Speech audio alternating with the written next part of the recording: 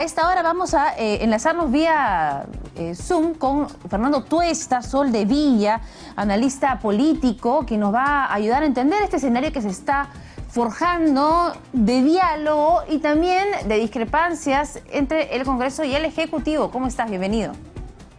¿Qué tal, Alejandra? Buenos días. Bueno, empecemos por el tema que ha sido titular. El Congreso ha aprobado crear una comisión investigadora para los primeros días de gestión del Ejecutivo. ¿Cómo se interpreta la creación de esta comisión en ese escenario político? Mira, para empezar, en general, las comisiones investigadoras en el Congreso nunca han tenido, digamos, un producto importante que mostrar como resultado, en general. Han habido desde las relativamente pequeñas hasta las muy grandes en términos incluso presupuestales.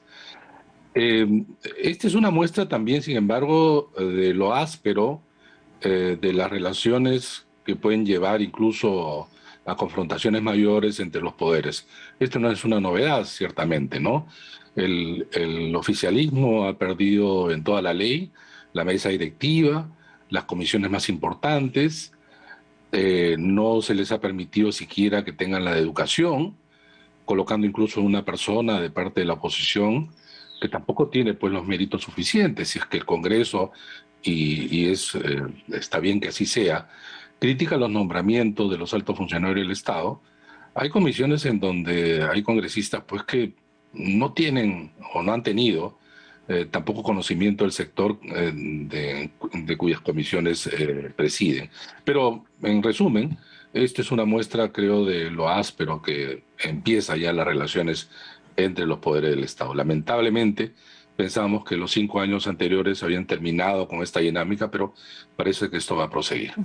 ¿Y qué significa en la práctica entonces? Porque si bien las conclusiones de estas comisiones tardan y en muchos casos no generan conclusiones o acciones concretas, sí el proceso de investigación puede ser largo y requerir o citar a varios miembros del Ejecutivo, al Congreso, para rendir sus manifestaciones. Y eso sí es algo que hemos visto, estas comisiones investigadoras han hecho muy bien en gobiernos pasados. Existe, como lo plantean algunos parlamentarios de Perú Libre, el escenario que esta comisión sea utilizado para obstaculizar la gestión del gobierno. Bueno, en general, el solo hecho de llamar a los ministros, citarlos, interpelarlos, que rindan cuentas en general, siempre es una incomodidad para el Ejecutivo y todos, ¿no? Que esto sea una forma de dinámica política de la que se queja Perú Libre, sí, pues, pero esa es la política también. Es parte, si no se ha entendido de parte de Perú Libre, de lo que le corresponde también al Parlamento. Es cierto, sin embargo, que existe muchas veces el abuso de este tipo de comisiones investigadoras que, como repito, tienen productos finales que en realidad la mayoría, la gran y aplastante mayoría, no sirvieron para nada.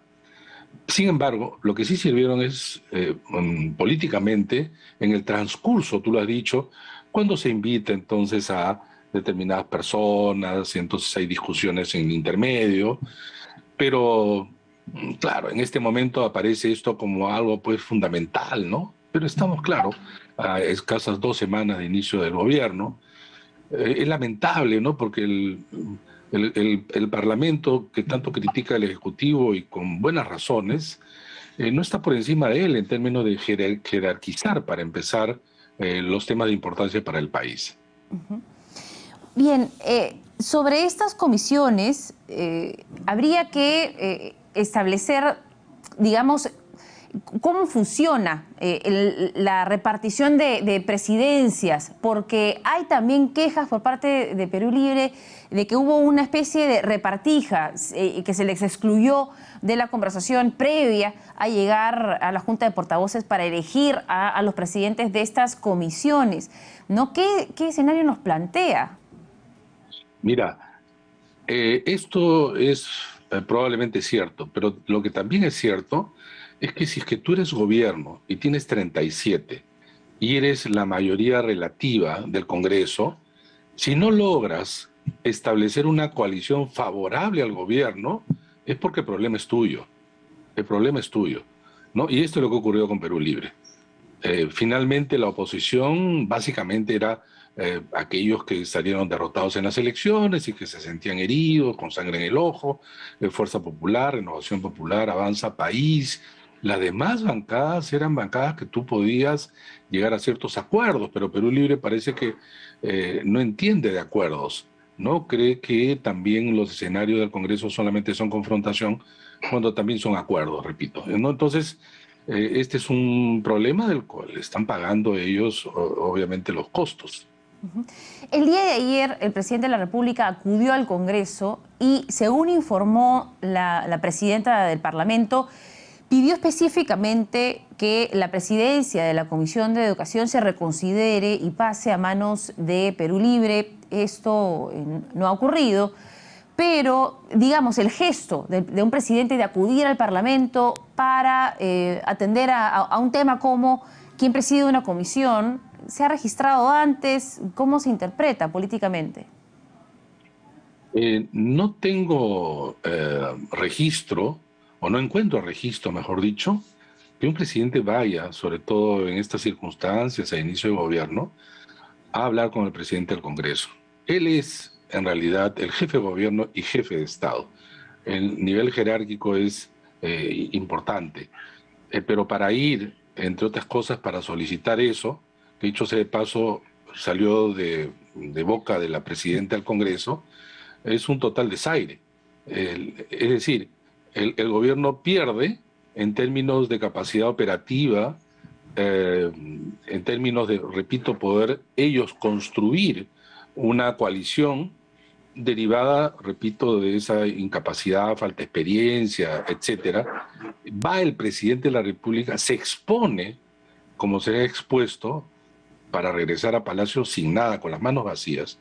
E incluso un hecho que ha sido tomado por los medios de comunicación y las redes, de un desplante a las afueras del Congreso. Es decir, parece ser que el Congreso está tomando, digamos, la función de control político no solamente en serio, sino, creo yo, rebasa ya los niveles que es necesario en un juego de fuerzas y de poderes que por lo menos nos pinta un escenario cada vez más recalentado. Y definitivamente la visita de hoy del Premier al Parlamento también puede plantear o una salida de ese escenario recalentado o agregar más leña al fuego, ¿verdad? Porque hay varios partidos dentro del Congreso que están pidiendo el recambio. No, digamos, específicamente están pidiendo que Guido Bellido no sea el presidente del Consejo de Ministros, ¿verdad? ¿Qué nos podría interpretar esta visita luego de que se reafirmaran en el pedido de cambio a la cabeza de la PCM? Bueno, Perú Libre y el gobierno parece que no se dan cuenta cuál es su situación de minoría, que los están convirtiendo también no solamente en un gobierno minoritario, sino en un gobierno débil. El señor Bellido, que va al Congreso a tratar de resolver el problema, parece que no se da cuenta que él es parte del problema.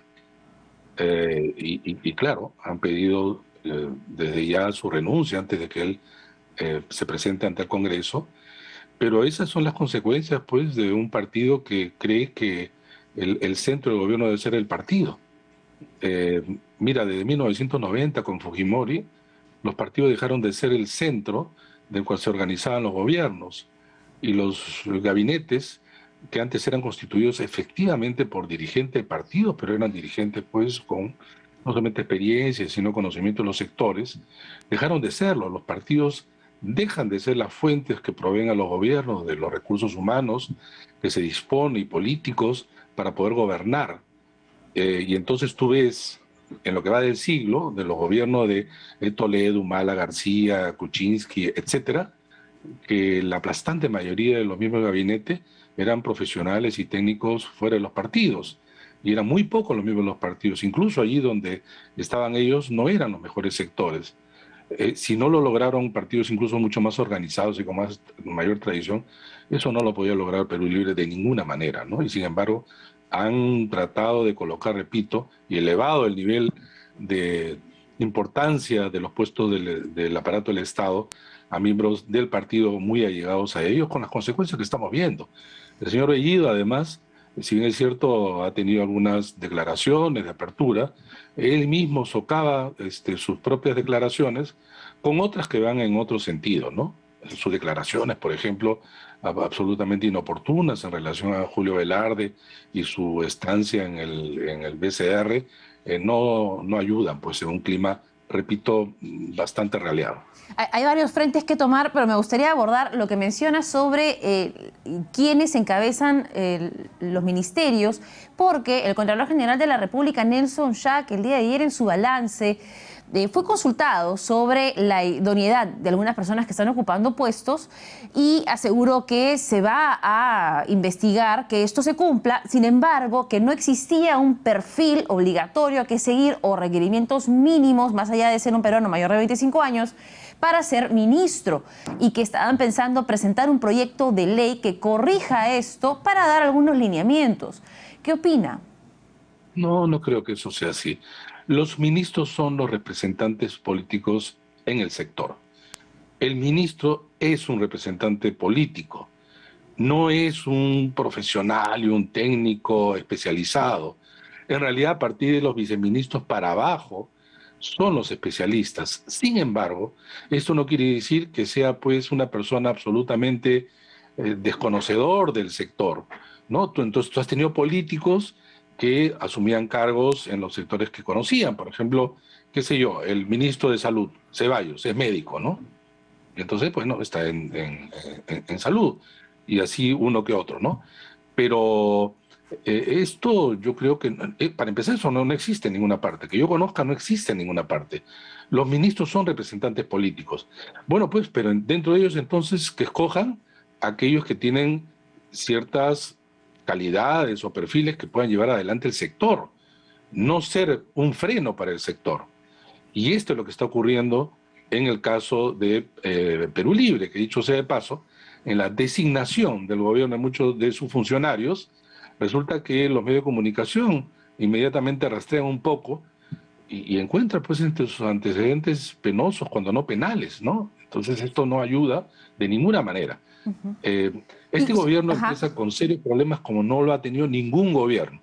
Y esto no es solo la forma como el Congreso los está tratando, sino forma parte de la responsabilidad propia del gobierno, cómo constituido o se está constituyendo el gobierno, en qué direcciones va y qué medidas toma.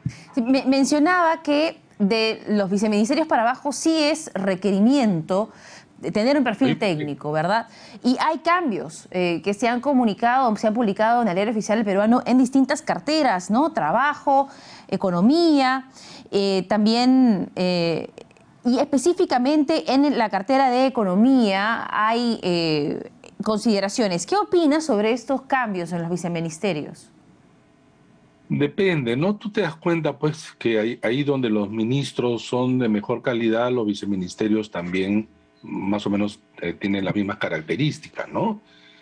Eh, por ejemplo, el Ministerio de Economía es un ministerio que, tú sabes, así como Relaciones Exteriores, han sido parte de aquellos ministerios que han tenido más o menos política de Estado por décadas, ¿no? Y entonces se han mantenido ciertos lineamientos en general. Y entonces lo que se está nombrando en economía no me parece que está mal, pero en otros ministerios sí. Ahora, los ministros evidentemente designan a sus viceministros y personal, los altos funcionarios del Estado que son designados que son puestos de confianza. Pero el ser puesto de confianza, cargo de confianza, no quiere decir que no tengan determinados perfiles. Lo único que evita es, pues, un concurso público, ¿no? Y son cargos que evidentemente representan, digamos, el sector superior del gobierno del sector. Pero repito, deja mucho que desear. En general, en los gobiernos uno puede criticar, y se ha hecho en los gobiernos pasados, pero han sido cosas muy puntuales. Acá se ha extendido, lamentablemente, en muchos sectores y en sectores vitales. Y esto que estamos hablando solamente de ministerios.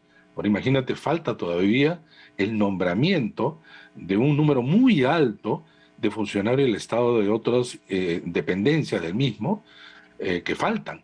En algunos casos sería bueno que ya se deje a ese personal si está actuando bien, pero algunos nombramientos, repito, forman parte de esta pues costumbre lamentablemente muy enraizada, muy tradicional en el caso peruano, donde el partido busca desarrollar pues una política clientelar, ¿no? De pago de favores o congraciarse con militancias o allegados que no hacen sino, bueno, al contrario, crear problemas al gobierno. Vimos cómo a los inicios del gobierno se movilizaban, y recuerdo un grupo señalando que eran como 800 profesionales del partido que iban a entregar un petitorio al presidente para que los consideren.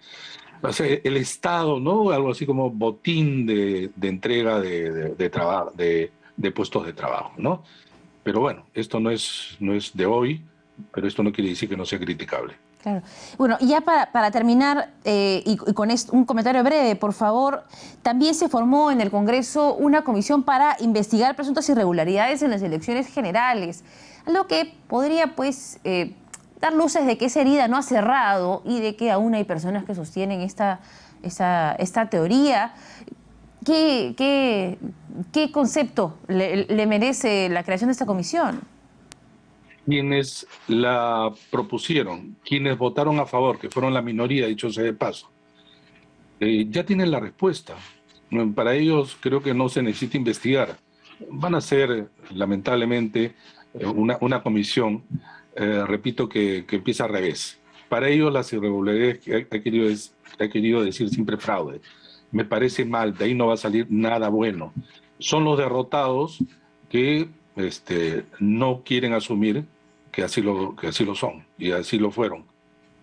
Y muchísimas gracias por sus comentarios, señor Tuesta.